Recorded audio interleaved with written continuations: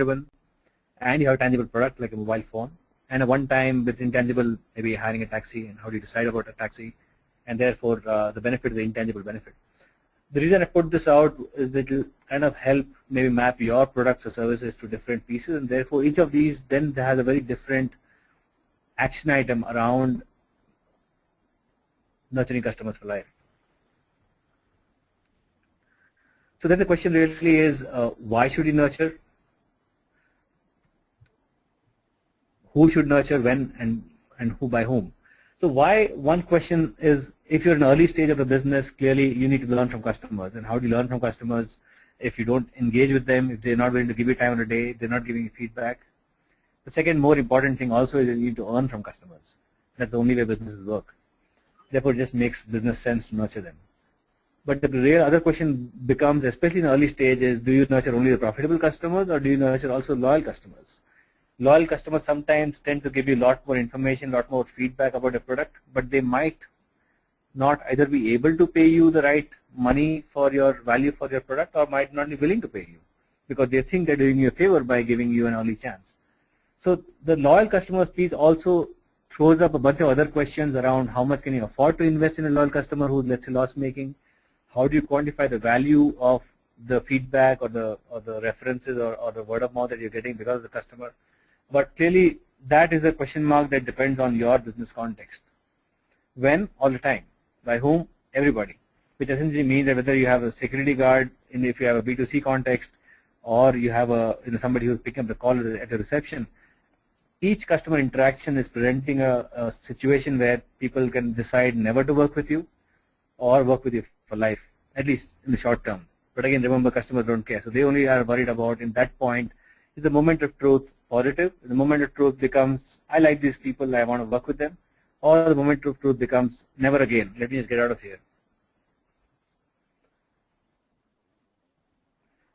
So other context for this whole nurturing customers for life is in terms of whether you are providing a product or a service, and whether you have a B2C service or a product or a B2B product or service.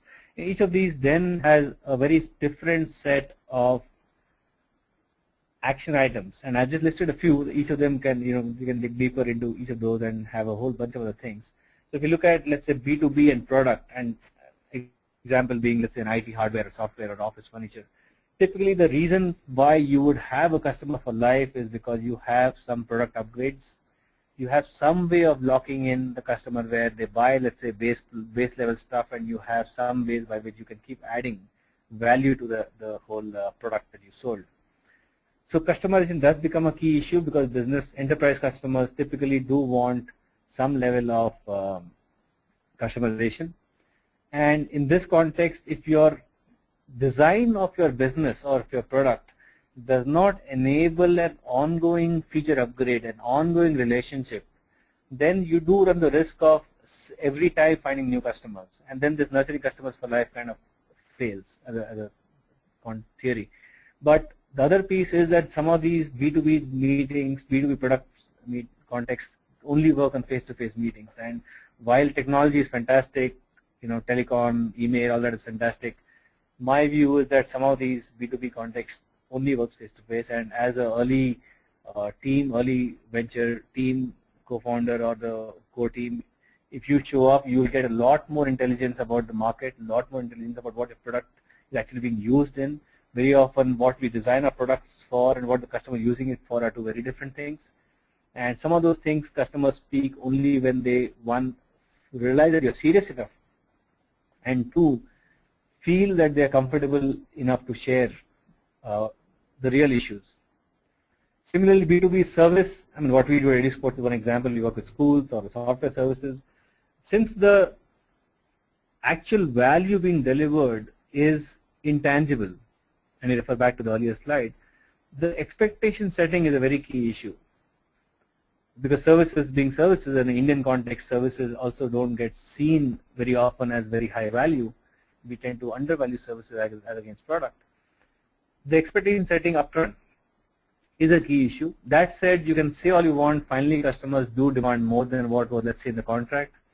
And at that point, how do you handle those changing expectations as you evolve? and how do you still retain your business profitability and the customer's sense of getting value for the money they have paid you is a key issue. And again, here again, I think the whole face-to-face meetings, actual customer face time, actual engagement on issues, documenting some of the key events that have happened, and therefore being able to present the value of what you offered at different quarterly or half-yearly basis does give you the context for them to stay engaged with you for the future. So in both the B2B context, product or service, my sense is customers are essentially looking at, are you reliable? Can I take a decision? Because in this case, I'm taking it very often. I am the manager who is deciding to buy, and other users in the business are going to get affected by my decision. So to some extent, your buyer is not your user. Therefore, you need to map the buyer for a different set of needs and then stay engaged with the users so that the user feedback to the buyer goes back and you have an ongoing relationship. In the absence of that, you run the risk of having a one-time deep engagement, over-investing in year one, and then year two, because users have not really used your product or service the way you thought it should be used, the buyer not getting the right feedback, and then that kind of becoming a negative cycle. Excuse me just one minute.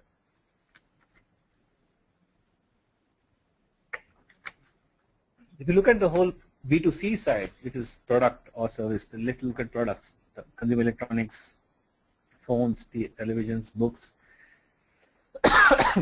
The functionality is clearly the product feature, that it have this kind of option, do you have range and so on.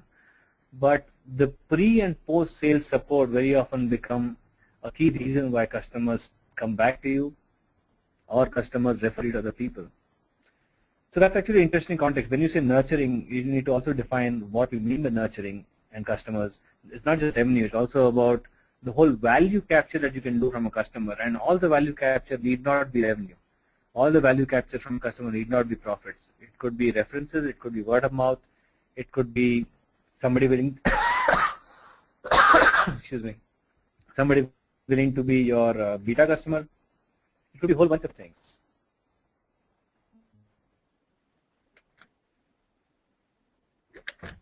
So in the product side, really the key issue is around, when I engage with the business, did they understand my needs? Have they gone through enough to kind of predict my needs?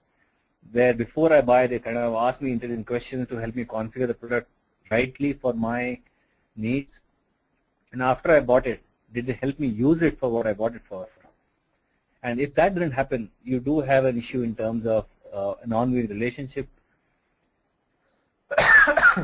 Therefore, the predicting needs and driving usage of your product in a B2C context gives you a lot more opportunities to capture value, whether it's upgrades, whether it is reference, whether it is opportunities where other customers can see your product in use. Service side.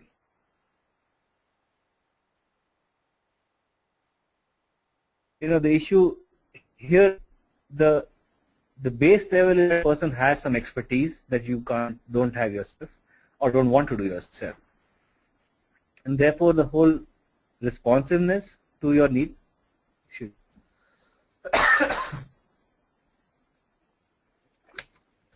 and the anticipation of your need, whether if you're planning a travel tour and therefore what you should be planning before and what will happen when you're on the trip, and therefore providing you a product or a service. It could be an upgrade.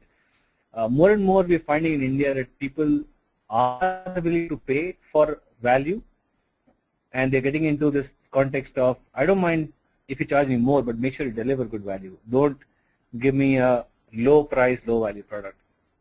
So in the B2C service, a lot more about anticipation, a lot more about responsiveness to an issue, as against actual product functionality. At a service level, there is no functionality. It's essentially some expertise you have. So this whole context of what kind of ecosystem have you as a service built up so that I as a customer feel responsive, feel that you are providing a product, providing a service that I can kind of engage with. So I did two things. One was this whole benefit being intangible, tangible, kind of a cost frame. Other was this service B2C. Since the whole number of products or services all of you folks do probably would fall in one of these categories. Each of these then has a slightly different way of nurturing your customer for life. Here I also want to introduce this whole concept of what I call, from a maths perspective, necessary condition and sufficient condition. So the whole reason customers buy, reason you and I have bought ever, are because you fundamentally trust that product or service. Whether it's leap of faith, whether it is friends, whether it is a good ad, a persuasive ad, or a great offer, you have taken some decision in terms. This makes sense to me. You delivered what you said you would, worked the way you thought it, you said it would work. You were responsive because you patient, because you met me and kind of made sure that I understand what the right service deliverables are. The trust is a necessary condition to have a customer. And as one of my profs at B school used to talk about customers, being referred to as जो कष्ट से मर जा वो उनको customer बोलते हैं. So the whole thing about why are customers buying and why do they trust you as a product or service, what is the key issue? That's a necessary condition. That does not mean that you will nurture them for life. It just means that the guy or the customer will buy you once. The relationship that you build with the customer is where the sufficiency comes in, where if you don't have a trust, there's no question of nurturing for life. It's gone. So that's like a necessary condition. Your product should be good. You should have the service expertise. You should be providing the right expectations. You should be delivering more, and so on. The relationship then creates a sufficiency condition where you say, in case I mess up, I'm giving another chance. In case I did not deliver what I thought I would deliver, in case the product did not do what it said it would do, will the customer give you one more chance? And hopefully you won't blow that chance.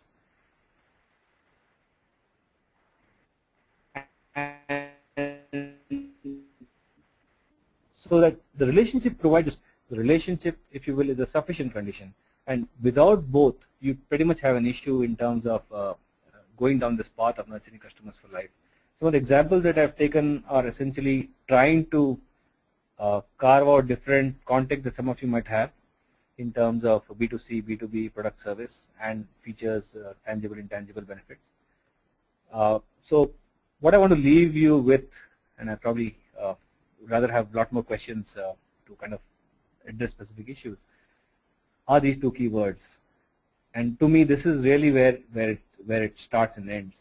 Whether you're building trust and relationships with your customers because you have a great product that really wows everybody, because you have a working product but they feel that you're working very hard to improve it and you're very keen on making it work and you're sincere. Whether you have amazing credibility as a, let's say, co-founder or an executive, and that drives the trust. So the parameters for trust can be different for different contexts. It could be your credentials, it could be your background, it could be your product. So if you look at trust, there's a very broadly in an early stage context, the way I understand it is that when you don't have any product or service ready, the trust only gets built up because you have a team. So who are the people? Are they sincere? Do they have the credentials? Can I believe in them? Is the first parameter customer uses. The second, assuming that the team is credible, the team has now put out a product or a service, then the question becomes, is this product or service trustworthy? The team becomes less important. So if you have a working, let's say, mobile phone, it doesn't matter who designed the mobile phone, as long as it works and it does what it said it would do. When you move from team to product or service to customers, and I'm calling them, rather before customer, users. They might not be paying, they might be paying. If you have users, to some extent your team is less relevant, to large extent your product is relevant. And then you have customers, where you have customers with whom you have billing relationships, or you have one-time or ongoing billing relationships.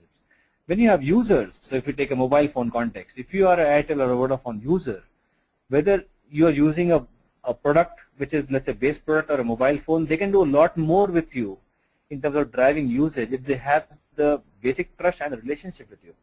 And they build the relationship or break the relationship based on the kind of support they provide, the kind of additional upgrade they provide.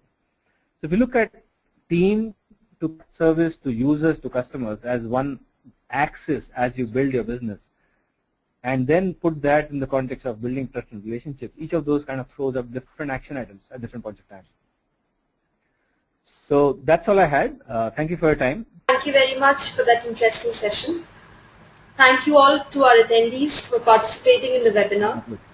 We are glad that the questions kept coming in, but due to lack of time, we are unable to answer all. Please do send in your feedback and suggestions to us at eclub@nenglobal.org.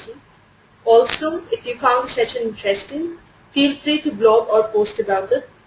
The recorded version of the webinar will be available on our website, eclub.nenonline.org by tomorrow.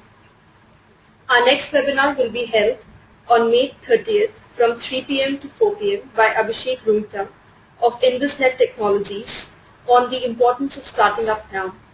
We look forward to your participation. Also, eClub Bangalore is conducting an event on Facebook Games from a mere idea to a million users by Deepan Chakravarti, founder of HashQ, at Mount Carmel College of Bangalore on May 26th from 11 a.m. to 1 p.m. The registration link is provided on our website as well as Facebook page. Look forward to your participation. Thank you once again and have a good evening. Thank you. Bye-bye.